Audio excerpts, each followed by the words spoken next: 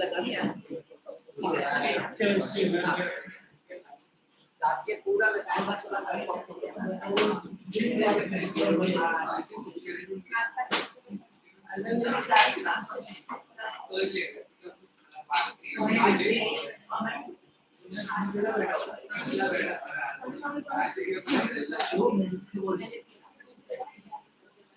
ready with your books. That's ready with your books.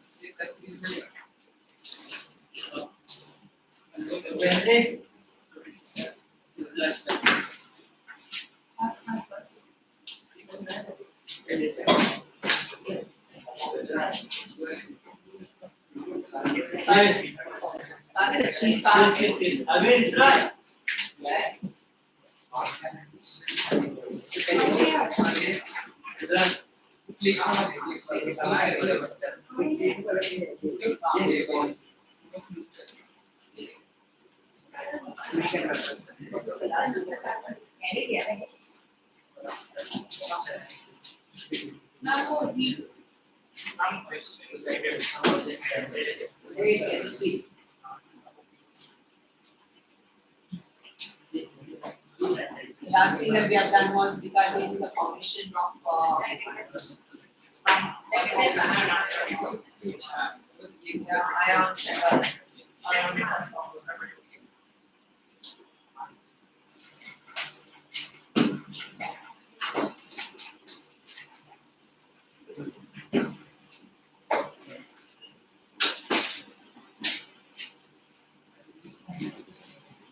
This is what we have done last time.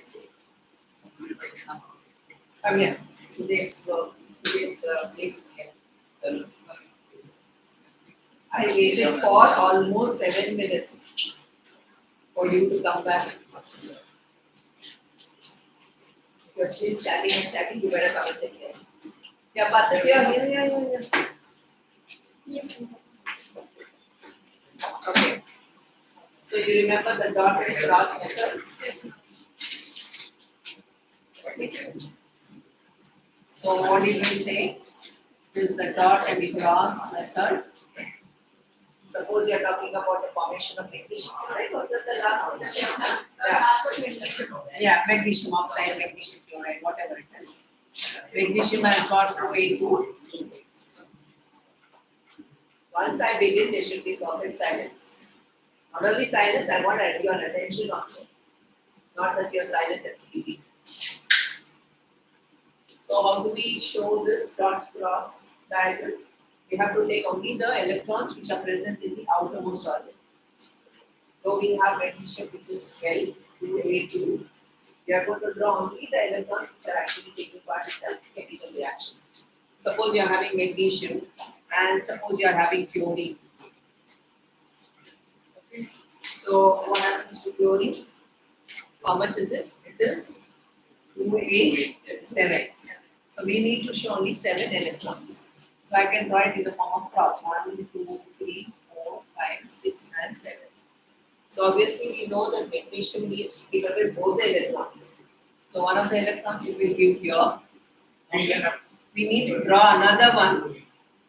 Okay, with 7 electrons, and the other electron is given here. Okay. Now since we are having one magnesium and we have got 2 atoms of chlorine taking part in a chemical reaction, the formula obviously will be MgCl2. Okay, afterwards we can.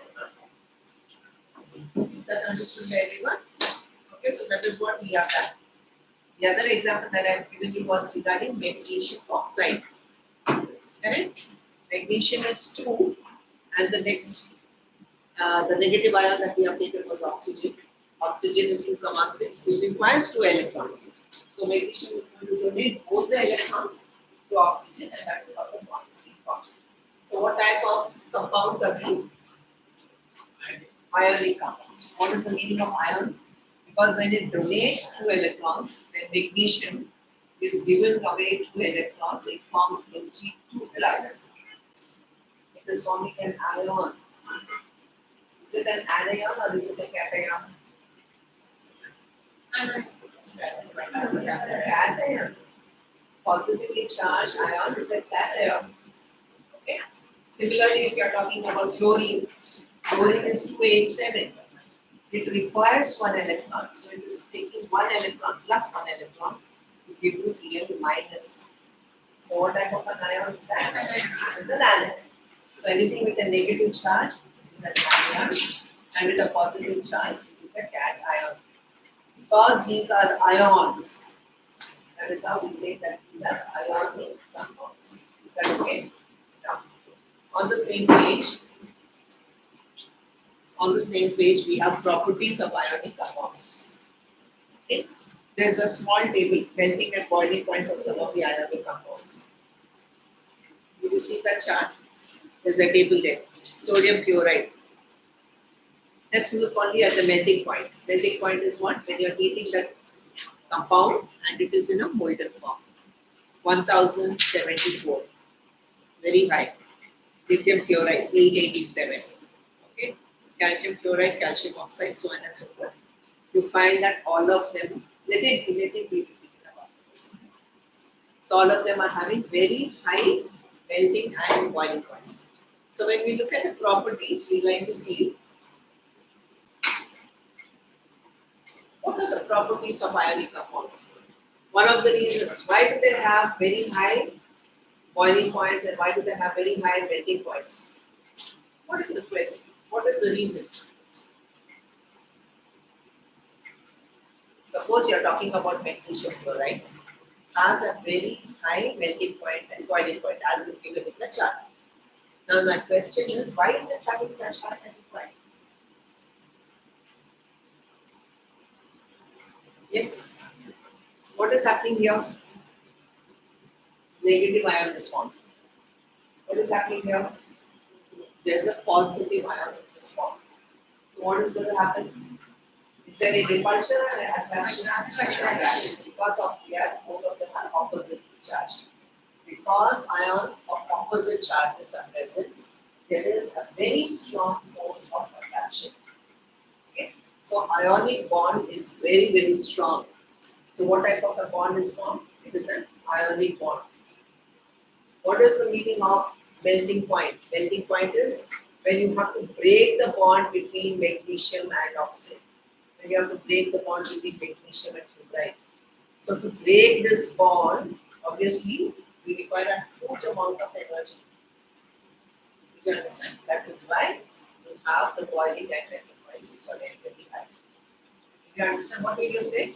Because of the presence of positive cations and negative anions, two oppositely charged ions are present, and therefore the bond formed is strong or weak? Very strong. So in order to break that bond, you need a huge amount of energy, and that's why you have got very high boiling points. So all the properties of the ionic compounds are based on how these compounds are formed. Yeah. Is that okay? Did you understand? Okay. Take a look at the first point there. Physical properties. What do you think these compounds will be? They are all solids. Okay. Solids will have got a very nice defined structure, right? Because all of them are ions. Okay, so they have got a real crystal lattice and they have got a proper arrangement. And it's highly brittle. And obviously most of them are solids. So look at the first point. Ionic compounds are solid and it is somewhat hard because of the strong forces of attraction. Yeah, in the textbook. Did you get that this thing word? That thing, whatever it is, please keep it for us. Yes. Okay, solids, strong forces of attraction. I want you to underline that. Between what? Between positive and negative ions. Okay, they are generally brittle like this when pressure is being applied. Did you get it? Look at the next point. Melting and boiling points. Now this is what we were discussing right now. They have very high melting and boiling points because a huge amount of energy is required to break the strong intermolecular or interionic bond.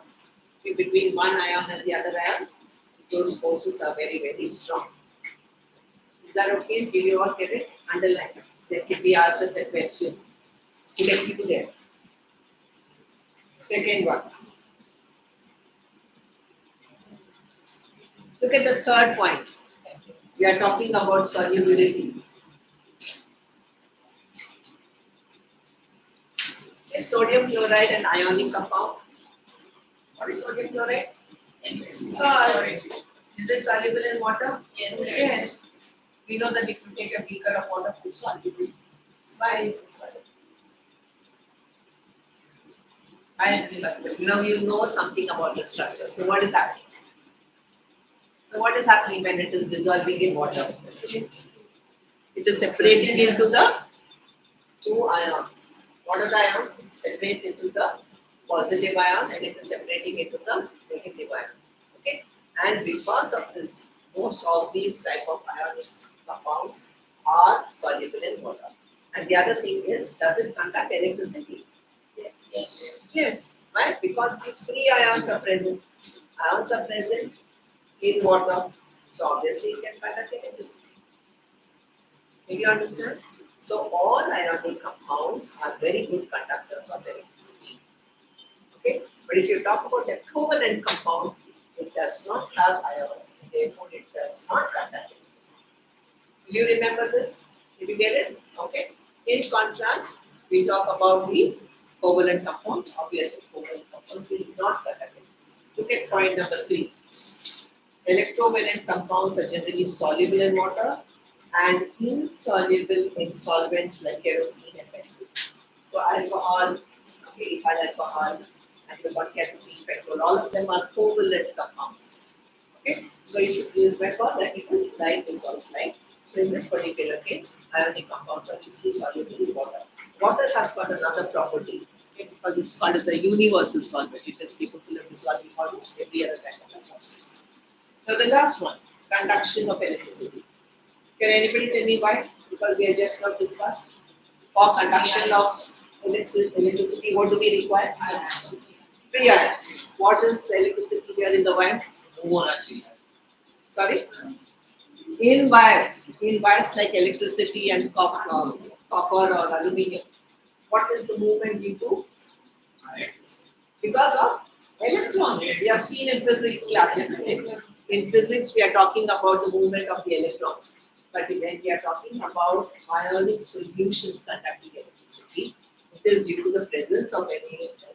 Suppose you are having a beaker. This is beaker of water. And I am having Na plus Cl minus. Okay, and this is water. This is your water, aqua.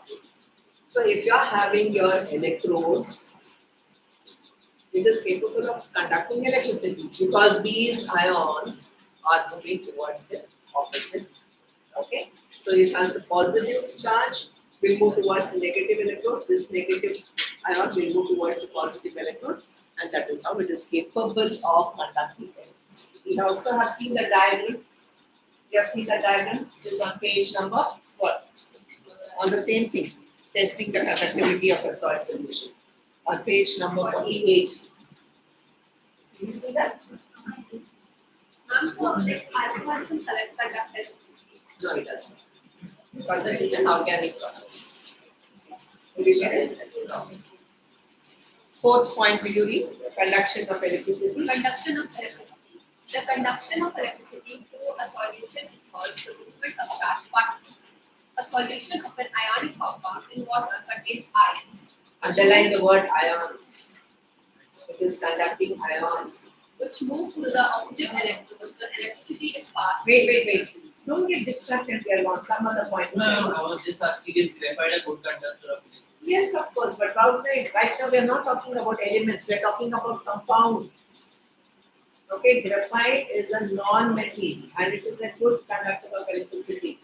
But right now, what are we talking about? We are talking about an ionic compound. It's an entirely different concept. Which move through the opposite electrodes when electricity is passed through the solution.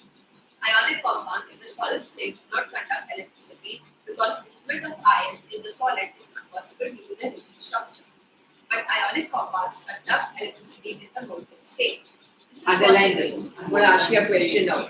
Molten state. Just underline it. I'm going to come back. Only multiple states. I think. Okay. It is conducting electricity not only in a solution but also in a molten state. We'll come back to this one. Yes. This is possible in the molten state since the electrostatic forces of attraction between the oppositely charged ions are overcome quickly. Thus, the ions freely and conduct electricity. Okay. Do you understand this word? Yes. Molten is nothing but melting. What is melting? When you are treating any solid, okay, that is it's melting, it is becoming into a liquid state. So when we are talking about sodium chloride, it is a solid. But when it is heated to a very high temperatures, what is the high temperature? Melting point of sodium chloride is 1074. So if it is heated to such high temperatures, what is happening? This bond between sodium and chloride is getting broken up, and therefore we are getting Na plus and Cl minus. You understand? So the moment those ions are formed, once again it can conduct electricity in a molten state. What is molten state? Melting. Okay, when the solid has turned into a liquid state. But will it conduct electricity in a solid state? No. Suppose I take a beaker, put salt, will it conduct electricity? No. Why? Because those bonds are still yes. Yes, there are no free ions. For the conduction of electricity, you require these ions to move around. So there are no free ions. These ions are all present with very strong bonds between them, and therefore they will not conduct electricity. Do you remember? So there are 4 points that underline. First is physical nature. Second, melting and boiling points. Second point. Third point is solubility. And the fourth point is conduction of electricity. Okay? Questions can be asked at any point, like how I've been asking you. Okay, right? Look at the in-text questions. In-text questions. Write the electron dot structures for sodium, oxygen, and magnesium. Sodium, how many dots? Sodium. One. No. What is the what is the atomic number? 11. 11. 2, 8, 1. Only 1 dot. So how will you write? Sodium, you just write this. Okay. Next one. Oxygen. 6. Very good. So it is 2, 6. 6 electrons present in the outermost orbit. So 2, 2, 2. Okay. So that's your 6. Magnesium 2 because it's 12. 2, 8, 2. So 2 is 12. Okay. There. Show the formation of sodium oxide and magnesium oxide. We'll come back to these questions. Okay. What are the ions present in these compounds and why do ionic compounds have high melting point? So one of the questions is already given. Why do the ionic compounds have high melting points? We have already said that. Why? Because they have what? Very strong yes. Okay, electrowelded interaction. Or the bond itself is very, very strong. And therefore, to break that bond, obviously huge amount of heat is required. Therefore, the melting point is very high. Okay. So the other 2 questions will come back, right? Because we need to actually draw and we will draw it. Now we are coming to another section of our lesson.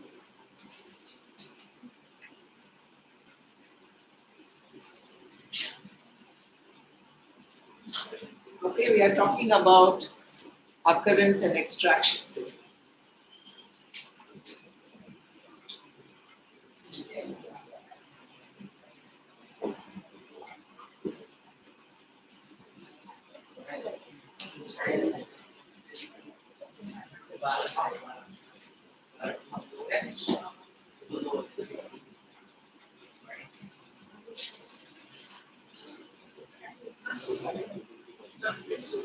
Yeah.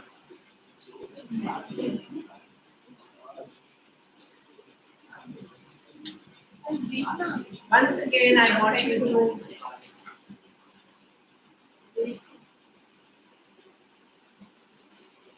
pay attention to the periodic table because that will give us some kind of an idea regarding what is extraction of metals. Okay. Many of the metals we are already very familiar. Iron, copper, nickel, copper, zinc, okay, silver, gold, mercury. All these we are not very much, but of course it has got a lot of industrial applications. We have got aluminium, we have got cadmium also. Here on this side, all of them are metals. So roughly about 75 to 80 of them are all metals, and we require metals for various purposes. So how do we extract metals? Where are they available? Where is it available? In nature. Okay, so it's obviously it is present in nature and in the crust. So yeah, much later. Yeah, some of them are radioactive. Some of them have got a very short half-life, just for a fraction of a second to maybe present in the laboratory. So we are not really bothered about thorium, beryllium, and beryllium and all. So that is basically afterwards. So the ones which are most popular like copper, iron, aluminium, which are usually used in the industry, we need to extract them. So obviously if you are talking about the surface of the earth, you have all these metals. But all these metals are not present as metal. Like for example, aluminium is not present as aluminium, but it is present as a compound of aluminium. It may be present as aluminium oxide. Formula क्या होगा? Al2O3. Okay. So this is a bauxite ore. So they take out oxide ore, and then of course we have to extract it. Okay. Similarly, iron. Iron is not present as iron. If it is present as an oxide. Okay. Similarly, let us say zinc. Zinc is not present as zinc. It is present as a compound of zinc, as a zinc sulfide, etc. Okay. So what do we need to do? Is we are trying to dig into the earth, take out these metals, then we have to process them such that we are getting the metal. Is that okay?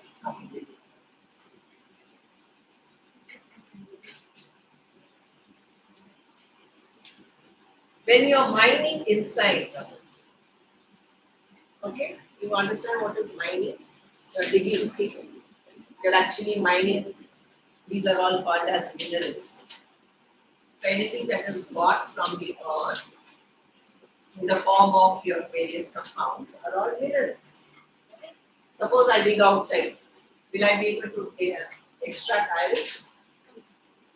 Will iron be present outside in the mud? soil में रहता है ना iron. But will I be able to extract it and make a... So, the percentage of iron present in the soil is very less. Okay? Why do we have to go to Bihar or West Bengal to set up our iron and steel plant? Why? Because the concentration is more. Yes. So not all minerals, you cannot take out the metal from all type of minerals. There are some places where the percentage of the metal is more, and that is why it is called as a ore. You understand? So you have got specific places on the earth where you have got huge deposits of copper, you have got huge deposits of iron. So that is where you dig out, and that is the ore from which metal can be got. Is that okay? Did you understand what is the difference between a mineral and an ore? Ore is nothing but a mineral, but the percentage of material or percentage of metal is more in ore, okay, so that you can extract profit. You understand? If you take any type of a mineral, obviously you will not be able to get it profitable. So obviously percentages must be pretty high. 40%, 50% must be there. Whereas ordinarily in minerals, hardly any. So you won't be able to do it. Now, what else happens in an ore? What basically is an ore? Ore is nothing, but you are having a metal. Now, metal is obviously not present in the form of metal. It is a metal compound, yes. It is some kind of a compound of metal. Plus, you have got a lot of other unwanted stuff. Like maybe you have got soil, you have got rocks, okay? You may have other metal compounds. All of them are impurities. Okay? So all these other things have to be taken out. Okay, so what is GAN? What is GAN? GAN is all unnecessary impurities which are present in an ore that has to be removed. Okay, in order to get what is our intention? To get metals. Do you understand? So it is actually the entire process is nothing but a very chemically driven scientific process which is called as metallurgy. Have you heard of metallurgy? Yes. Metallurgy is nothing but a scientific process of extracting the metal from different ores. Did you get it? So what are the terms that we have learnt now? One is mineral. Okay, when we read the textbook, pay attention because there are definitions. We have seen what is a mineral. We have seen what is an ore. We have also seen what is a GAN. GAN. GAN is nothing but impurities. All not GAN. This is a different spelling. Not this GAN, not this GAN there. But GAN is nothing but a fuse. Is that okay? This is GAN, but it has to be pronounced as GAN. It is GAN. Okay. Come to extracting metal. Occurrence of metals. Ready?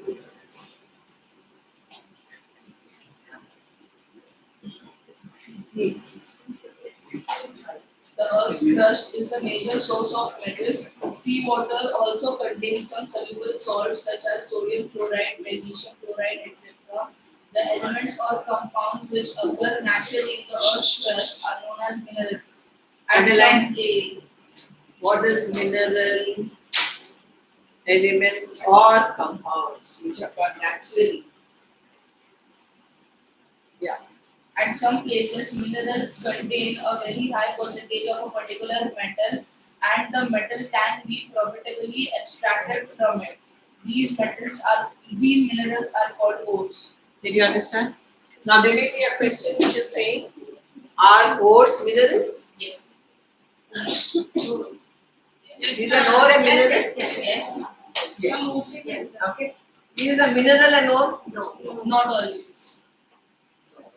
Okay. Mineral will become an ore only if it is in yes. When you can have a profitability in extracting the metals, then only you will call this mineral as an ore. So what is an ore? Ore is a mineral which has got a very high percentage of the metal from which you can extract the metals. Do you understand the difference? That's a very popular question which is asked. Put a Q there. Ore, mineral. Okay, you should know that. Continue, please. Yeah. Extraction of metals. You have learned about the reactivity series of metals. Having this knowledge, you can easily understand how a metal is extracted from its ore. Some metals are found in the Earth's crust in the free state. Some are found in the form of their compounds. One minute. Did you understand free state? Yes. Some of them are found in their free state. What is this free state? What did we say? Yes. We said that most of the metals are present in the form of their compounds. Like aluminium is found in the form of aluminium oxide. Zinc is found as like. When I say this free state, there are some elements which are present as it is. Like for example, gold. Okay. Why? Because it's not reactive. Have you understood that? Because when we have seen our reactivity series, some of them are very, very reactive. So it cannot be present in free state. But when we say some of them are present in free state, it means that they are not reactive and the metal can be extracted as a metal. Have you followed? Like for example, gold, platinum. Okay. They are right below in the reactivity series. So it can be extracted as such. Underline the word free state. Put a Q there. What is free state of a metal? The metals at the bottom of the activity series are the least reactive. They are often found in a three state. For example, gold, silver, platinum, and copper are found. Platinum. Platinum and copper are found in the free state. Copper and silver are also found in the combined state as their sulfide or oxide ores. The metals at the top of the activity series, potassium, sodium, calcium, magnesium, and aluminium, are so reactive that they are never found in nature as free elements. The metals in the middle of the activity series, zinc, iron, lead, etc., are moderately reactive. They are found in the Earth's crust mainly as oxides, sulfides, or carbonates. You will find that the ores of many metals are oxides. This is because oxygen is a very reactive metal element and is very abundant on the Earth. Thus, on the basis of reactivity, we can group the metals into the following three categories: metals of low reactivity, metals of medium reactivity, metals of high reactivity. Different techniques, Yeah. different techniques are to be used for obtaining the metals falling in each category. Several steps are involved in the extraction of pure metal from ores. A summary of these steps is given in figure 3.10. Each step is explained in detail in the following sections. So what did we see? We have seen that there is a reactivity series. Okay, this reactivity series we have already seen in the previous chapter. When was it?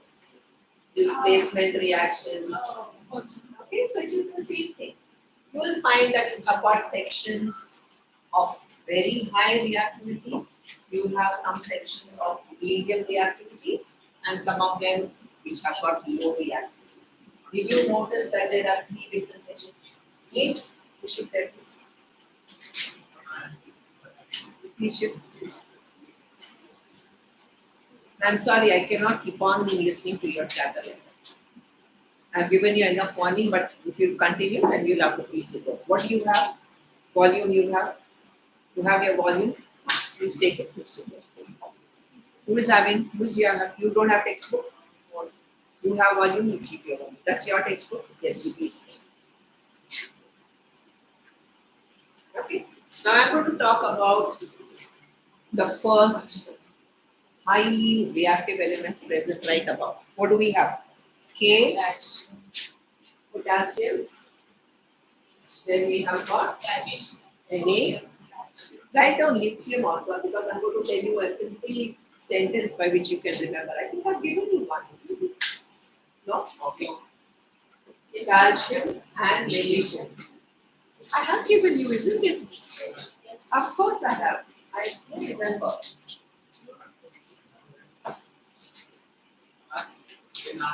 Last time you told that you will show the flame by brand. The reactivity series. No, no, flame. Flame I remember. Yes, I remember that. Okay, okay, fine. Next one. What is this? This is extremely reactive. Okay. Then we have got aluminium. Aluminium high Is there? Yes. Aluminium will come somewhere. Okay. Zinc is there. Yes. You have one. Aluminium, zinc. Okay. Then we have got iron.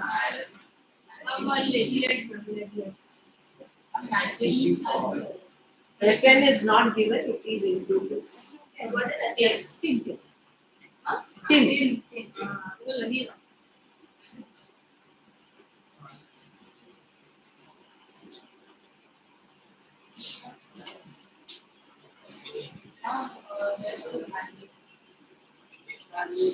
Magnesium is basically 961. Because we usually don't come across that one. For our chemical reactions, etc. Okay. Then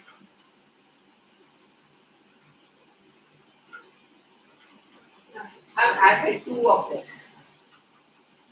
What is PP? Lead. And lead is not PT. Lead and copper.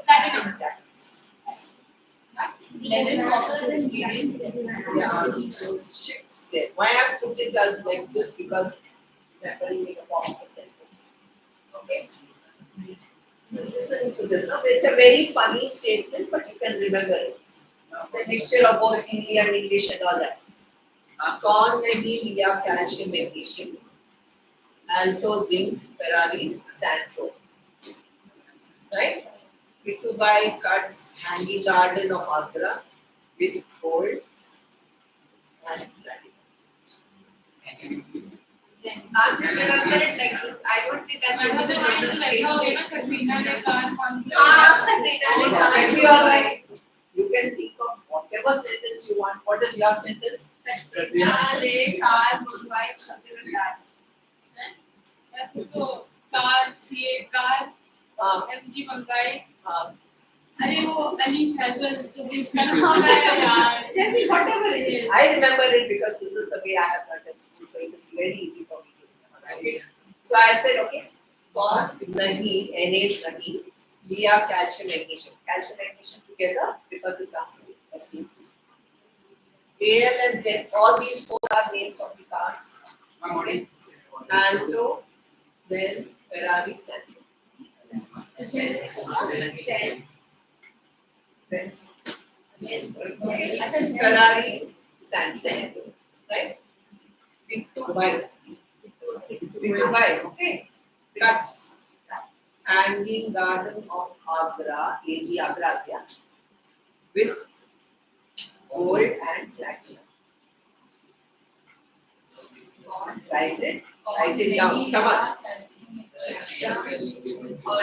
Come on. Remember this as 4 bars. Pitubai cuts. Hanging Garden of Agra. Hanging Garden of Agra with gold and platinum. Yeah. Platinum. Platinum. Platinum. चलो जल्दी लिखो. Now it's left to you whether you want to remember that statement or not. That's left to you. Or if you have got a better sentence, it's also okay. Yes. चलो. I'll tell you. Come on. Reactivity series. Very good. Reactivity series. First, you write down the names of all the elements. Then I tell you. Yeah. I'll ask you. कौन नहीं लिया Okay. No. First you write it down. First you write it down.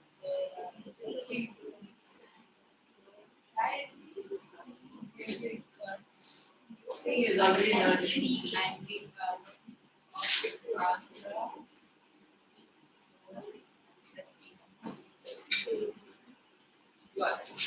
Okay. Is कौन? हिंदी में लिखो, English में लिखो, whatever it is. नहीं लिया. Okay. Calcium magnesium put it together. कौन नहीं लिया calcium magnesium? लिखा आपने? हिंदी में लिखिए. Alto Zen. Remember 4 parts. Alto Z. It's easy to remember A and Z. First letter and the last letter. Okay? FE and SN. Ferrari and Santro. What is FG? A. Okay. PB is your Pitubai.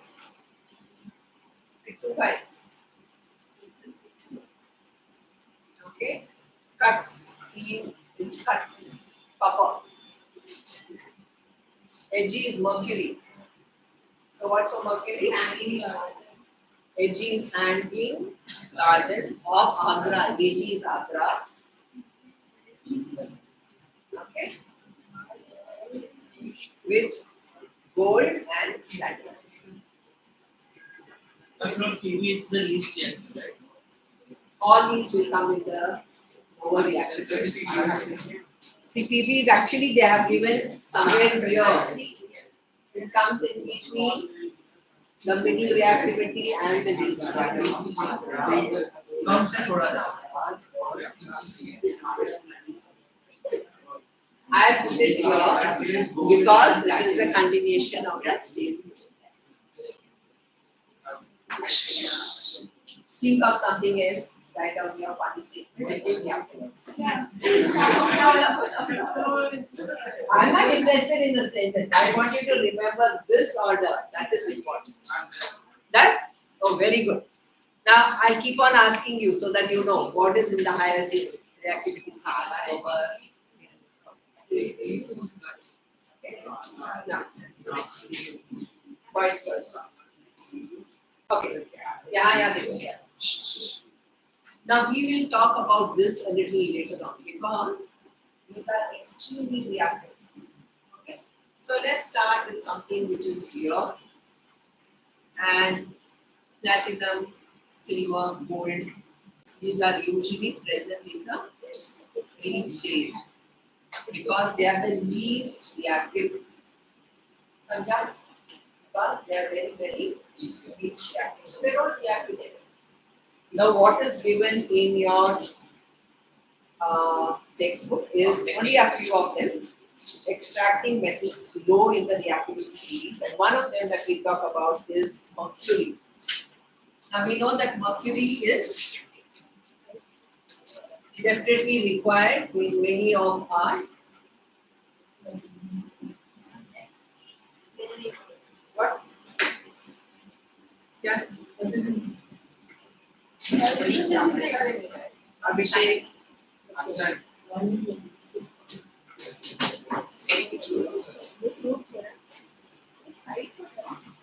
Okay. So let's look at the very first one. We are talking about extraction of mercury. Now mercury is usually present in the form of a sulfide ore. Listen to me very carefully. Sulfide ore. Is that making too much of a racket? You can switch it up. No?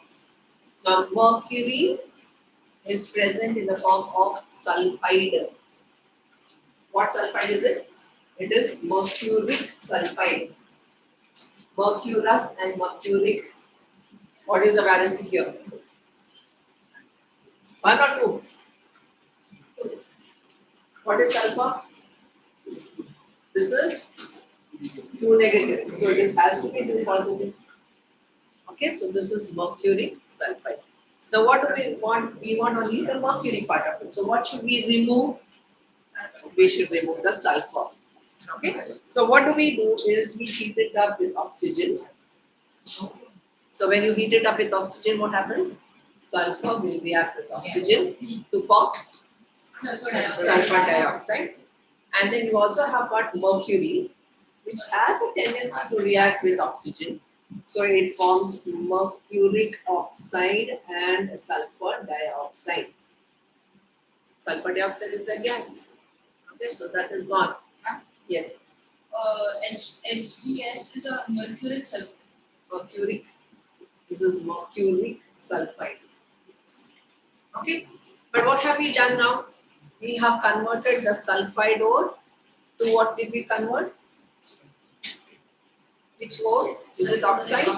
Oxide. So what did we do in the first step?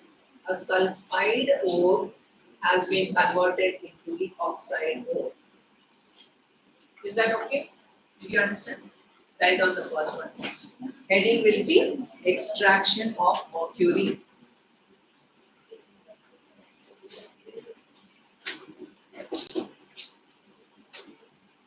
Extraction of mercury.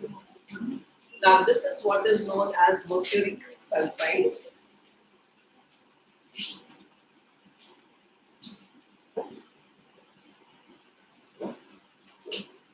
Now the ore is called cinnabar.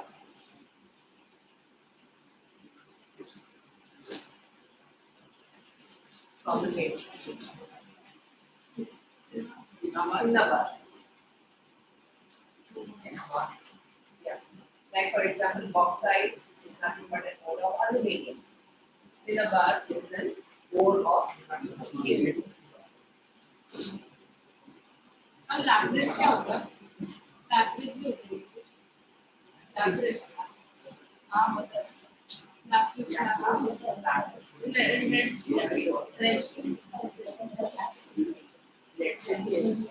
Okay. Now balance this. Balance this. In your book, come on. Don't look at the book. Balance it now. Oxygen is only one. Okay, it's 2 there. So put a 2 there.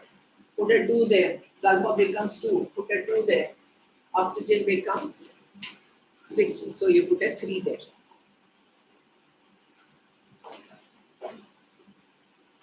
What is the first step? Put a 2 here. Why? How? Because oxygen is 2. So I have to make it. Okay. Odd number, I have to change it into even. So put a 2 there. Mercury becomes 2. I put a 2 there. Sulfur becomes 2. I put a 2 there. How much is oxygen? 2 and 2, 4 and it is 6. So I put a 3 there. So it becomes balanced. Okay. So what have we done? In the very first step, we have changed it into an oxide mode. Okay. But still we have not yet got our mercury. So what should we do next? I am having mercury oxide. Okay. Can you think of what happens with decomposition? What is decomposition reaction? When you heat it up, what happens? Separates mercury plus oxygen. Yes, that is what we want. We want to separate out this oxygen. So in the next step, what happens is you're taking mercury oxide. Once again, you're strongly heating. It decomposes to give you mercury and oxygen. Okay. So therefore, we have got mercury as a metal. You understand? What is special about mercury? And it's liquid. It is a metal in the liquid state. Come on, balance this. 2 there. So we put a 2 there and 2 there. So we are able to get it.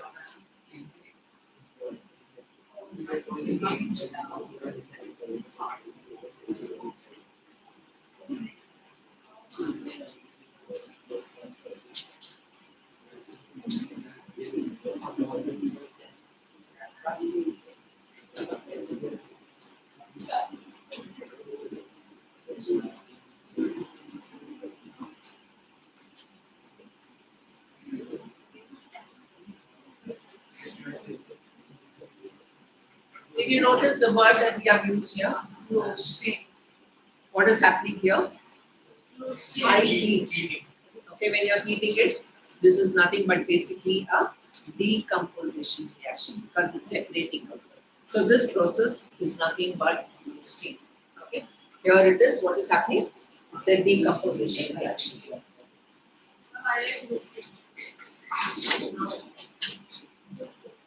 I know this might be kind of a dumb question, but toast को भी roast करते हैं ना? Heating process. Yeah, okay. If you'd like to think about it, it's nothing but heating. Okay, Virat, happy now? Chalo, देखो. ये लिख लिया? Decomposition, we have also read about calcium carbonate.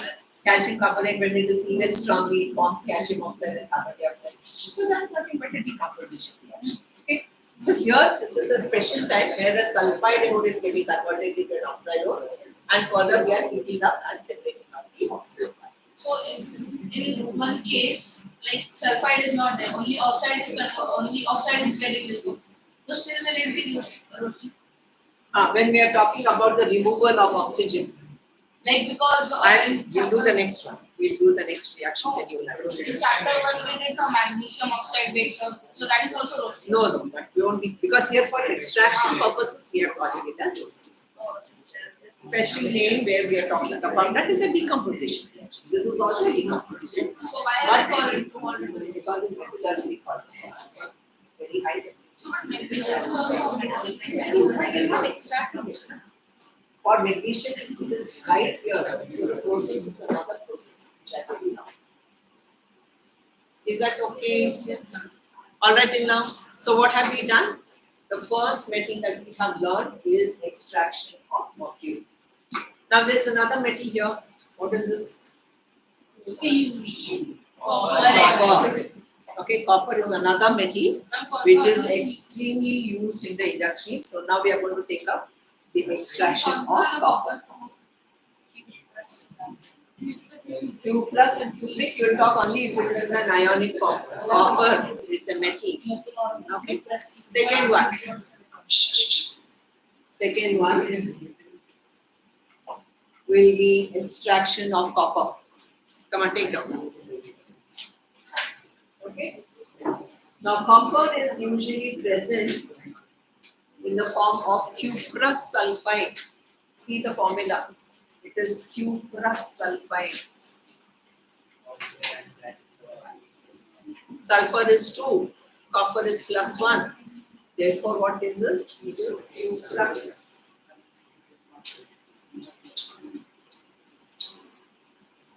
Okay. So the first thing that we have to do is convert the sulfide ore into an oxide ore. So how do we do? Same process. We have to heat it up very strongly in oxygen. So oxygen, we are going to heat it up. Sulfur will combine with oxygen to form sulfur dioxide. Copper will also combine with oxygen. Okay. Copper will also combine with oxygen to form cuprous oxide. What is cuprous oxide? What is CuO and what is Cu2O? Oxygen. That is copper oxide, that is cuprous oxide. This is cuprous oxide. This is cupric oxide. Copper oxide or cupric oxide, this is it. So we are getting both of them as from cuprous sulfide, we are getting cuprous oxide. Cuprous. Where which is getting cancelled out? This is oxide. This is sulfide is getting converted into oxide. So this is what we have done now. That cupric has valency 1. Copper has 1 and copper also has got 2. So, cuprous. So that is cupric oxide. That is cuprous and this is cupric. So Cu2O has 1.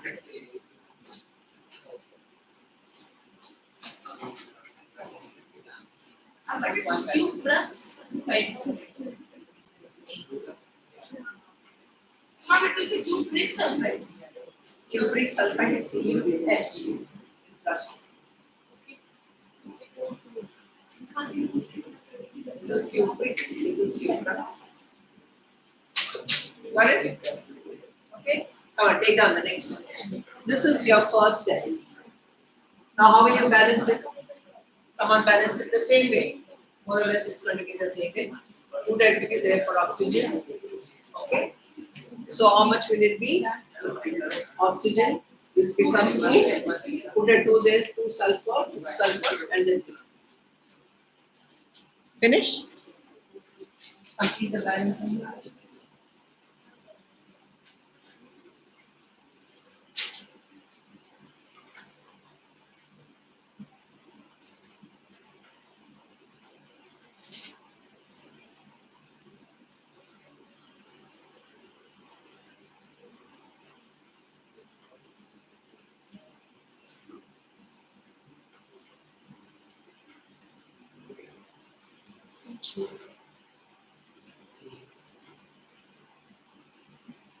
Did you get your balancing? Yes or no? Oxygen is single. So I put a 2 there. Copper has become 4. So I put a 2 there. Sulfur has become 2. So I put a 2 there. Now only oxygen. Oxygen is how much? 2 and 2, 4. 4 and 2, 6. Here are to put 3. So therefore it becomes. Now what happens in the next state? I have come to the next state, copper oxide. There's plenty of cuprous sulfide still present. Okay? So it is going to combine with this part. Whatever is left over in the first step, copper and sulfur dioxide.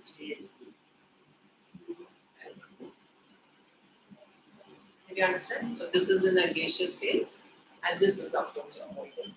Now this is called blister copper because when carbon dioxide, sulfur dioxide bubbles are coming out, the whole block of copper will have small pores in it. So that's your extraction. Finish?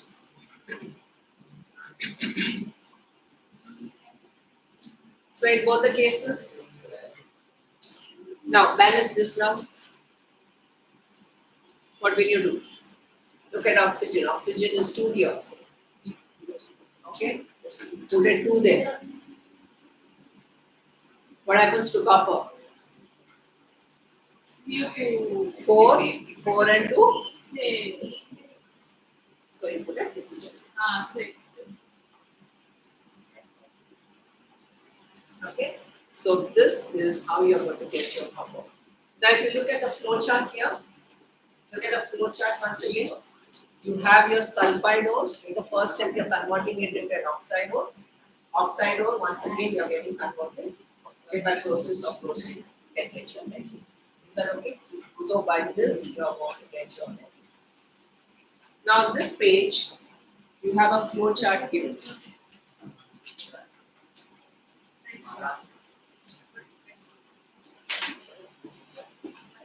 Did you see there's a flow chart here? Okay. If you look at metals having low reactivity, did you understand now? Sulfide is getting converted into oxide. That will be the last stage. I'm going to take it up to the last. Finally, this metal is also not very pure. It may have 95%. But if you want very high percent of purity, then of course you have to refine it further. Is that okay? So now we have completed this part. That means we are talking about the extraction of metals.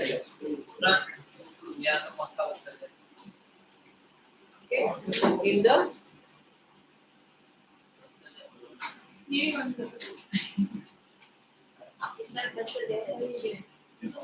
It's how you want to do.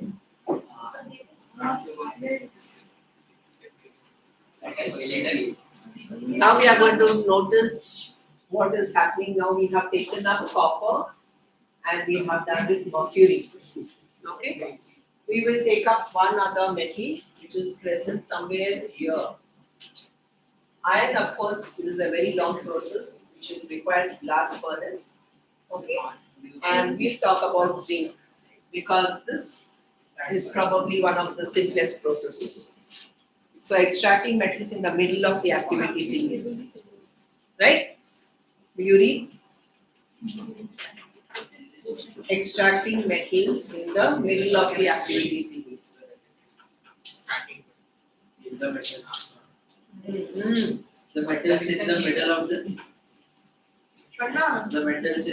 the activity series such as iron, zinc, lead, copper are moderately reactive. These are usually present as sulfides or carbonates in nature. It is easier to obtain a metal from its oxide as the metal sulfides and carbonates must be converted into metal oxide. The sulfide ores are converted into oxides by heating strongly in the presence of excess air. This process is known as roasting. Underline what is roasting when it is heated in the presence of excessive air.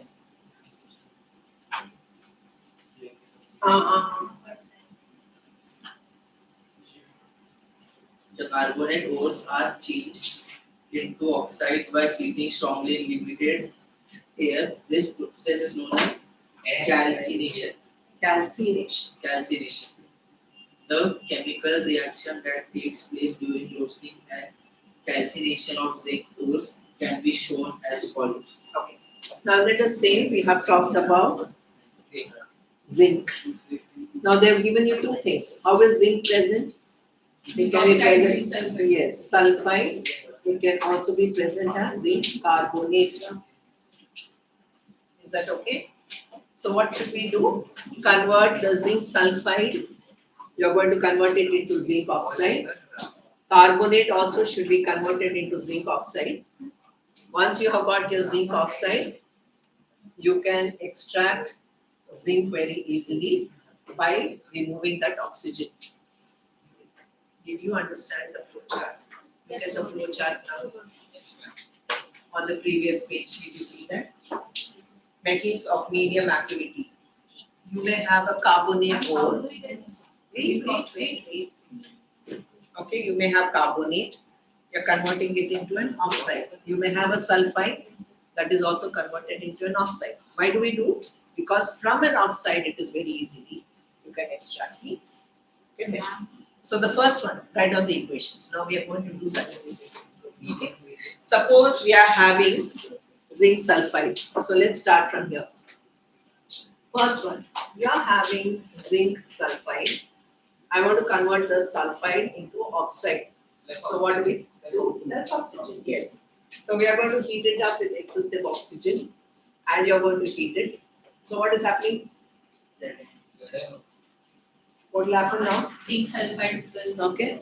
Zinc oxide and sulfur dioxide. Got it? S plus O2 is what? Sulfur dioxide and zinc oxide. Did you understand? So what have we done in the first process? A sulfide we have converted into an oxide. Correct? Write down the equation. Write down the heading as extraction of metals in the middle reactivity series. Okay, in the middle of activity series.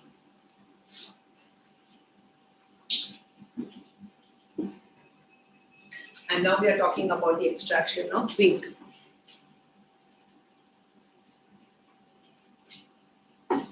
Balance this equation. Easy to balance. Oxygen is what? 1. So put a 2 there. Zinc has become 2. Sulfur has become 2. Now oxygen, count. 3. That is total 6, that is 3.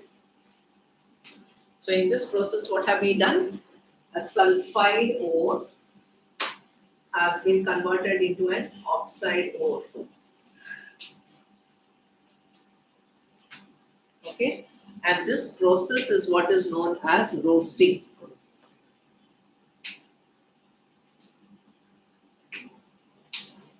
Virat, what is roasting? I'm roasting of the heat. The heat. What is roasting?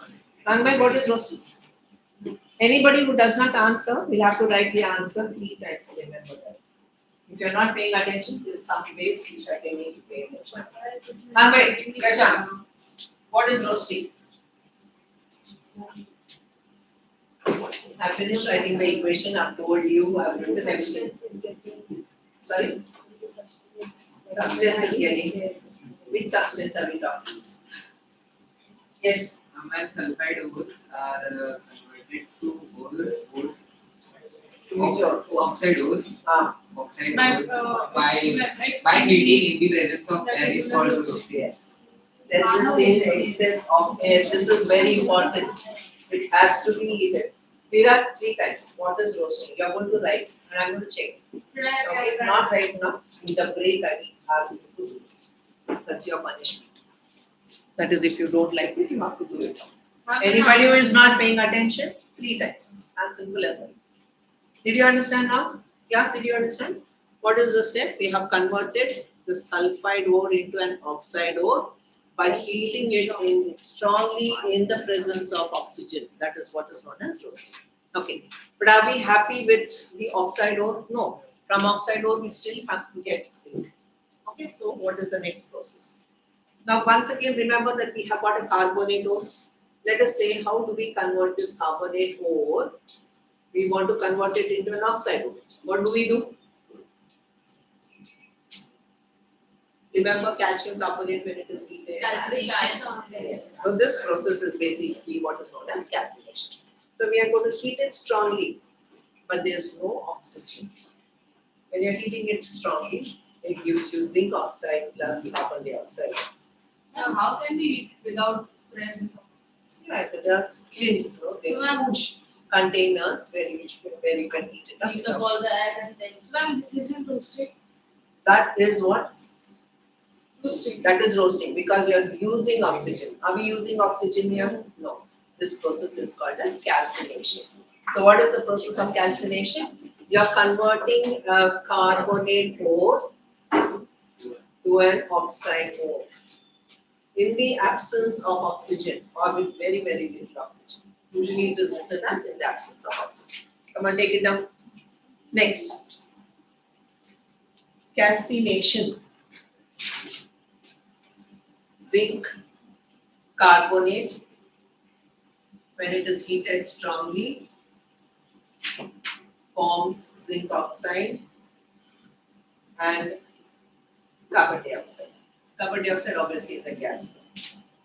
Can you recognize, is it double decomposition, is it displacement? What is the type? Decomposition. Very good. It is a decomposition reaction. Okay? Make a note of it in your notebook. It is decomposition.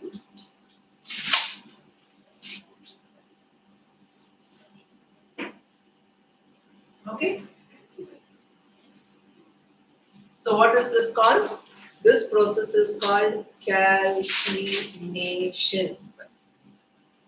The next question I'm going to ask you is to differentiate between roasting and calcination. I mean, roasting requires air calcination. Okay, point number one. Done. Second one, Process is the process, correct. The process itself you have to write. Process of converting sulfide oxide, Carbonate. carbonate. So these are the 2 points you will remember. Take it down in your notebook. Differentiate between roasting and calcination. You have at least 4 or 5 lines for you to write. This is for your homework.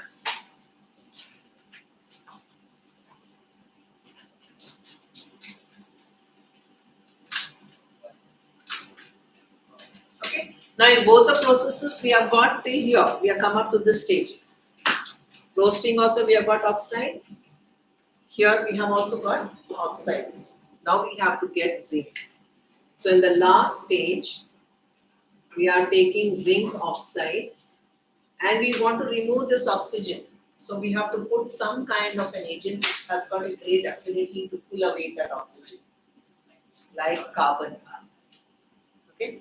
So what will be formed? Zinc is left over. Carbon monoxide is formed. What is formed? It is monoxide. Did you get it? Okay. So what is removal of oxygen called? Is it oxidation or reduction? Reduction. So what agent is it? Carbon. Is it a reducing agent or is it an oxidizing agent? Reducing. It is a reducing agent because it is reducing zinc oxide to zinc.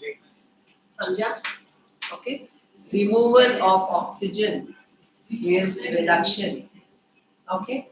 Carbon is becoming carbon monoxide, that is oxidation. So this is another example of your redox reaction.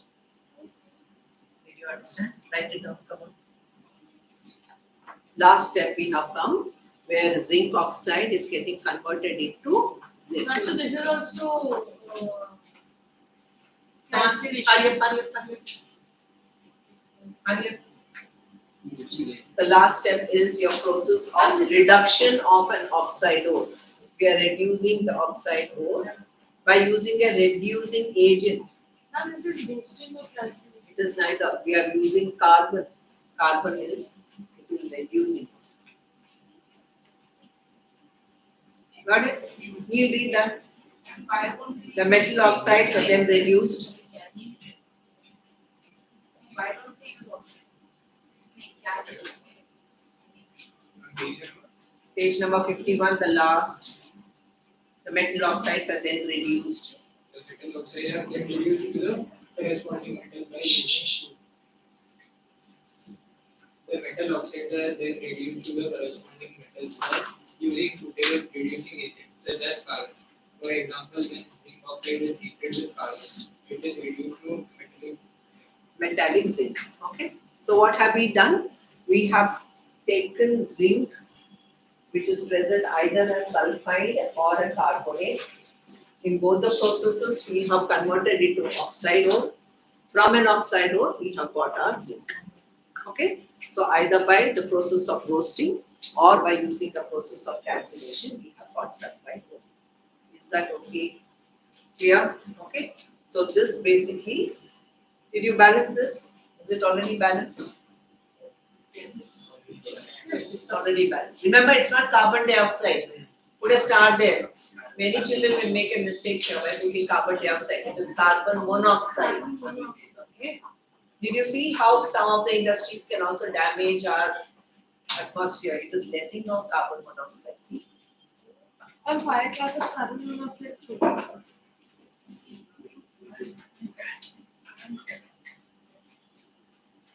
So now we are left with only the metals which are high up in the reactivity series. Okay. Now there's a very interesting part of it here. Right? Virat, again you are talking. Please, you have a doubt, you ask. Yeah, tell me. firecrackers भी क्या carbon monoxide छोड़ते हैं Carbon dioxide because there's plenty of oxygen. Carbon dioxide. Okay. We come to the last paragraph. You are already familiar with the process of oxidation reduction. So we have seen that the last process that we have mentioned was a reduction process. Now here we are using carbon as a reducing agent. Okay. It is also possible for us to use any of these metals which are higher to displace another metal oxide which is much lower down. Okay, and that's a very interesting thing that I'd like to show you. Besides using carbon, which is coke, to reduce metal oxides to metal, what did we do? Zinc oxide is reduced to zinc. That means a metal oxide is getting reduced to metal. You understand that? Okay. Highly reactive metals such as sodium, calcium, aluminum. Did you notice where sodium, calcium, aluminum is there? Right on the top. Okay, so they are all highly reactive. They are capable also of converting any of these lower ones, like for example iron oxide, into their own respective metals. Okay, so we are going to see what is known as a Fermat reaction. What is the next page?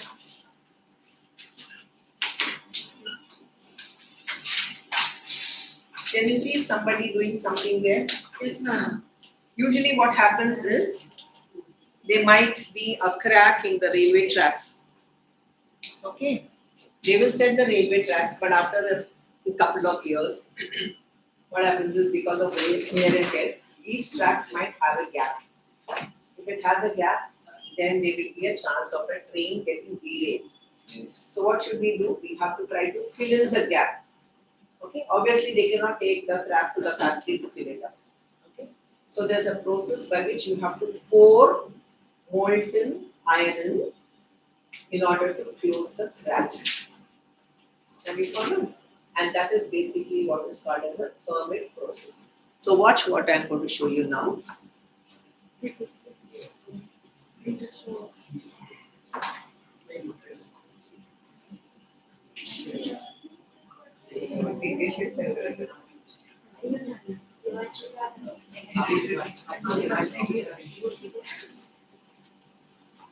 See how it is actually welded together. They are taking clay basically. There was a gap in the track. Okay. See, that is the gap that they have to fill in. So first they keep the clamp together. Okay. Now starts the chemical reaction. It is as simple as a chemical reaction. Now you notice what is happening. See, did you see that? What is that? Iron. It's molten iron. They will remove it afterwards. So there is molten iron in between. Then they chop off the extra pieces they will get there. That is how it is. Did you understand? See how much of the gap was there here. Okay, so if the train goes on it, there will be a delay, right? So they get this process, and that is why it is called as a Fermat process. Okay, come on, write down. Fermat process, very important. Okay, so what are we taking here? Is write down. Fermat process. We are taking iron oxide. What is iron oxide? iron oxide. Tell me the formula. Fe3O4. Ferric oxide. FeO. Oxide. Oxygen is what? 2.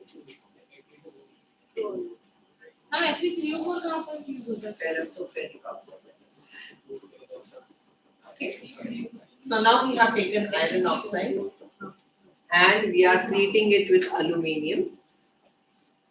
Did you notice aluminium is right there? Yes, ma'am. Okay. And we are talking about an oxide of iron, slightly less.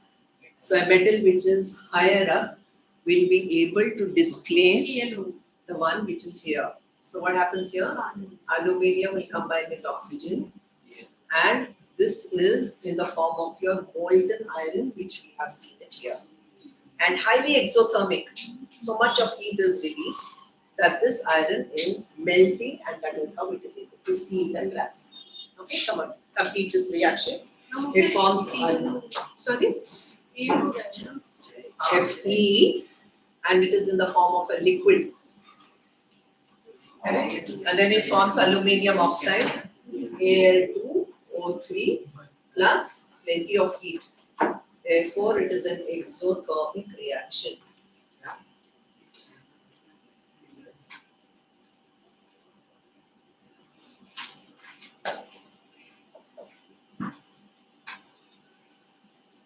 Did you also notice that little bit of heat is initially required?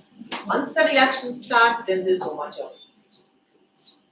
Did you get it? Balance. See what is happening here. 3. That is 3. Aluminium is 2. Put a 2 there. Fe is 2. Put a 2 there. That's all.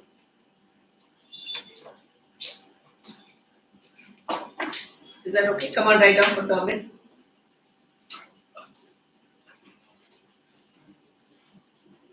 Okay. Reaction of iron 3 oxide. Come on, all of you, please take it down. The reaction of ferric oxide with aluminium. Ferric oxide? Ferric oxide with aluminium is used to join railway tracks or even cracked aluminium parts. Okay, when the machines are huge, you can't take the machine to the factory. So they use this process and do it in the factory. Okay. This is sorry. This is highly exothermic. Come on, right now. No,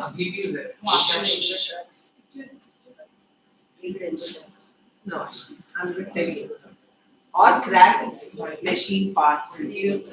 Or this is highly exothermic. Yeah, machine parts. This is highly exothermic, and iron got is in the molten form. And iron got is in the molten form. I'm showing you once again. Pay attention. Okay. Did you see that part? Did you see that part? Okay. Watch again.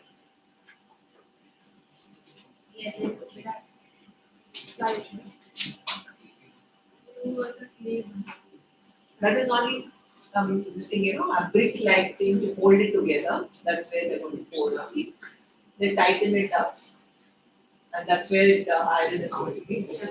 Yeah. So they'll actually pack it up. हमें red है क्या?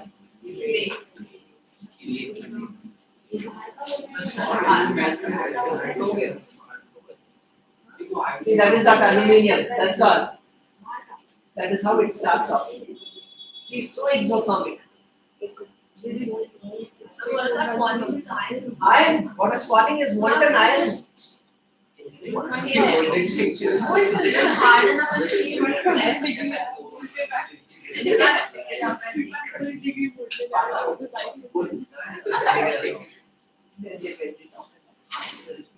Got it? Yeah. So what is thermal reaction? Now you'll never forget it. What is happening? What is the principle that we are using here? Any metal which is high above the reactivity series is capable of what type? Can you recognize the type? Displacement, decomposition, Exotherm. and also remember, this can also be used as a reducing agent.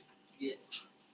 What yes? पिछले इसमें अपने same बताया. So this is instead of carbon, we can also use aluminium as a reducing agent. Because now you tell me, aluminium is getting converted into what? So this is getting oxidized. What is getting reduced? Iron. This is getting reduced. Did you write it? Write it in your notebooks, everyone. Also recognize that this is a redox reaction. Iron oxide is getting converted into iron. So this is reduction because oxygen is removed. Aluminium is getting converted into aluminium oxide. So this is oxidation because it is picking up oxygen.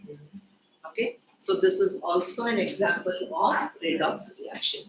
Then that what they had fitted on the track, okay, there was aluminium. You can see that powder. Not the powder. Powder was this. Acha. Aluminium is that rod-like thing. Acha. Okay. Take down another reaction. Come to page number 52. Did you see MnO2? All of you please write down. Yes. Manganese dioxide. Write it down. I'm going to ask you some questions regarding that.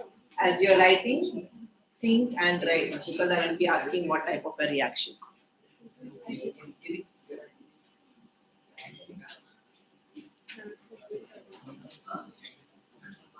Dioxide.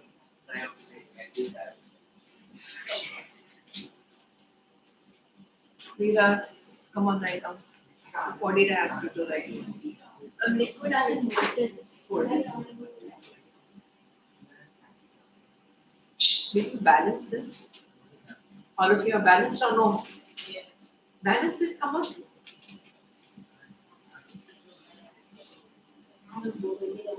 Shh. No.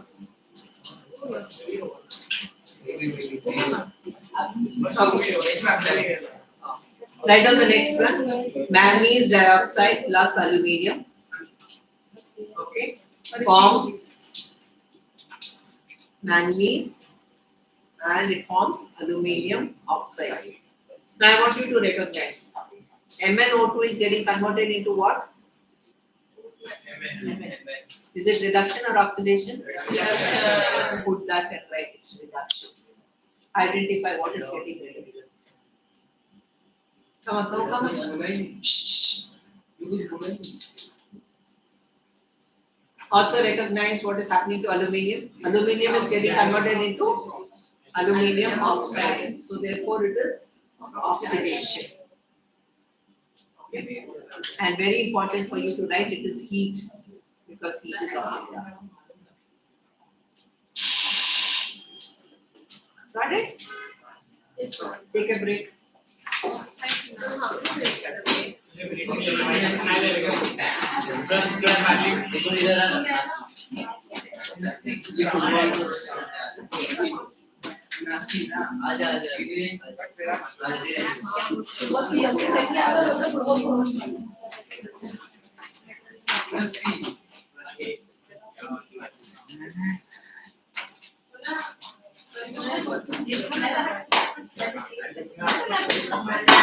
Any idea why this one did not come?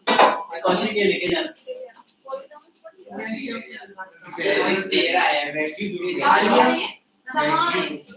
भाई क्या बोल रहा है Kaushik, your friend.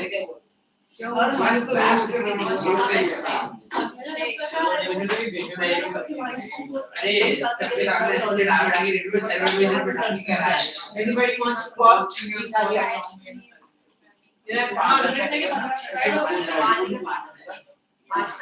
नीचे कुछ नहीं होगा इधर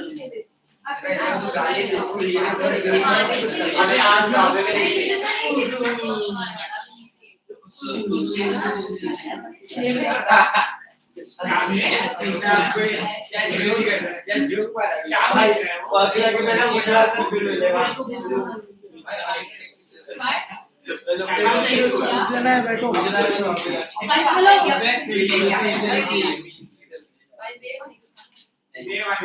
मैं लंच नहीं करके आया